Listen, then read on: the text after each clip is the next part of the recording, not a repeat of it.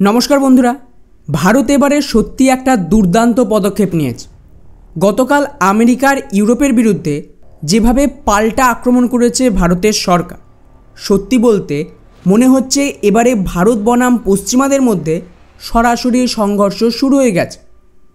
Trump आबारो भारतेर ओपर 25% शुल्क आरोपेर हुमकी दिते भारत तत्क्षणात् दुटो शक्तिशाली पदक्षेप नेয়। प्रथमत आमेरिकार साथे एक गुरुत्वपूर्ण अस्त्रेर चुक्ति सम्पूर्ण बातिल करे देয়।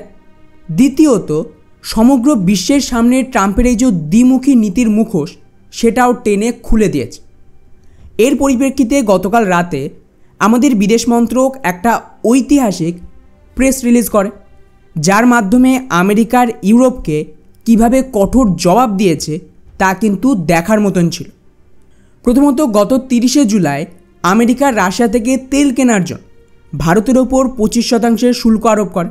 ভালো কথা, তবে ভারতও অবিলম্বে পাল্টা আক্রমণ করে এবং আমেরিকাকে স্পষ্টভাবে জানিয়ে দিয়েছে যে আমরা আমেরিকা থেকে তাদের এই F-35 যুদ্ধবিমানও কিনব না। এই বিষয়ে আমাদের মিডিয়া যেমন ধরুন ইকোনমিক টাইমস স্পষ্টভাবে একটা উল্লেখ করেছে যে ট্রাম্পের শুল্ক আরোপের কারণে ভারত কিন্তু জানিয়ে দিয়েছে যে কোনো রকম যুদ্ধবিমান কেনার চুক্তি হবেই, বিশেষ করে এই অকেজো F-35 তো নয়। এমনিতেও ব্রিটেনের F-35 এর অবস্থা দেখে ভারত তো বুঝেই গিয়েছে এটা কত বড় একটা জঞ্জাল। এছাড়াও ভারত স্পষ্টভাবে এটাও জানিয়ে দিয়েছে আমেরিকা যা করার করে নি, আমরা রাশিয়া থেকে তেল তো কিনব। আর এই ঘোষণায় আমেরিকার মিডিয়াগুলো তো এতটাই ক্ষেপে উঠেছে যে প্রতিটা মিডিয়ার শিরোনাম দেখুন সেম, যে ট্রাম্পের হুমকি সত্ত্বেও ভারত কোনোভাবেই মানছে না আর রাশিয়া থেকে তেল কিনতেই থাকে। ফলে স্বাভাবিকভাবে এতে ট্রাম্পেরও অহংকারে আঘাত লেগেছে। ট্রাম্প তো ভেবেছিল যে এই শুল্ক আরোপ করলে ভারত ভয় পেয়ে গিয়ে আমেরিকার সামনে আত্মসমর্পণ করবে, যেরকম বাংলাদেশ বা পাকিস্তান করে আর কি। কিন্তু ওনাকে কে বোঝাবে যে ভারত একটা স্বাধীন আর শক্তিশালী রাষ্ট্র, বাংলাদেশ বা পাকিস্তানের মতন না। তাই ট্রাম্প কী করে, গতকাল রাতেই আবারও একটা টুইট করে হুমকি দেয় যে ভারত ইউক্রেনে মানুষের মৃত্যুর প্রতি উদাসীন এবং আমার হুমকি সত্ত্বেও ওরা রাশিয়া থেকেই তেল কিনছে, তাই আমি ভারতের ওপর আরও অতিরিক্ত শুল্ক আরোপ করব। ব্যাস, এইবার ভারত সরকার মারাত্মক চুটে যায়। আর খবর দেখুন যেভাবে পাল্টা জবাব দিয়েছে ভারত গোটা পশ্চিমা বিশ্বের বিরুদ্ধে। আমার মনে হয় না যে অফিশিয়ালি এর আগে এমন কিছু ভারত করেছে।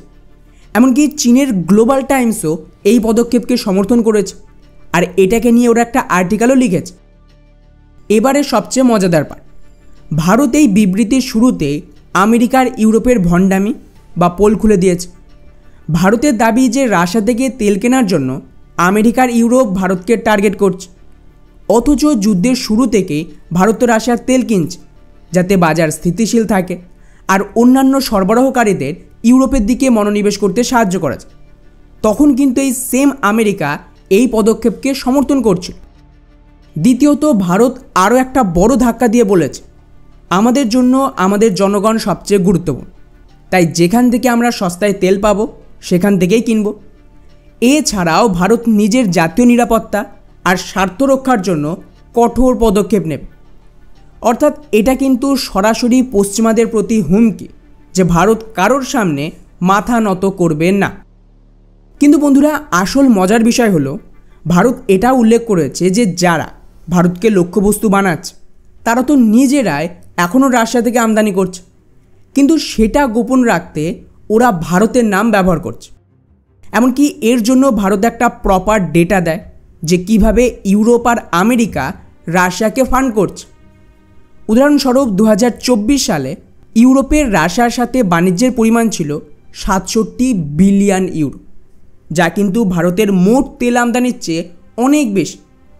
এমনকি যুদ্ধ চলাকালীনও ইউরোপ 2024 সালে এবং এখনও রাশিয়া থেকে এলএনজি গ্যাস কিনছে।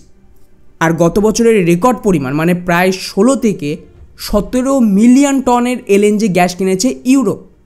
এছাড়াও ইউরোপ রাশিয়া থেকে সার, খনিজ পণ্য, রাসায়নিক, লোহা, ইস্পাত এমনকি পরিবহন সরঞ্জামও আমদানি আর রপ্তানি করছে। অন্যদিকে আমেরিকাকেও ভারত টার্গেট করেছে। ভারত এখানে আমেরিকার পুরো ভণ্ডামি বন্ধ করে দিয়েছে। ভারত তো স্পষ্টভাবে জানিয়ে দিয়েছে যে আমেরিকা তো এখনও রাশিয়া থেকে পারমাণবিক শিল্পের জন্য ইউরেনিয়াম হেক্সাফ্লোরাইড আমদানি করছে, তাদের বৈদ্যুতিক গাড়ি শিল্পের জন্য প্যালাডিয়াম, কৃষকদের জন্য সার রাসায়নিক আমদানি করছে, অথচ তারা লক্ষ্যবস্তু বানাচ্ছে কাকে? ভারতকে। তাই এই জাতীয় অন্যায় আর দ্বিমুখী আচরণের বিরুদ্ধে ভারত নিজের অর্থনীতি আর জাতীয় নিরাপত্তা রক্ষার জন্য সব ধরনের পদক্ষেপ নেবে। ফলে আমার মনে হয় না যে এর চেয়ে বড় পাল্টা আক্রমণ আর কিছু হতে পারে। ভারত যেভাবে পশ্চিমাদের মুখে কঠোর জবাব দিয়েছে তা সত্যিই প্রশংসনীয়, এবং এখন এই পুরো খেলা জমে উঠেছে। দেখা যাক পাল্টা ট্রাম্প কী করে।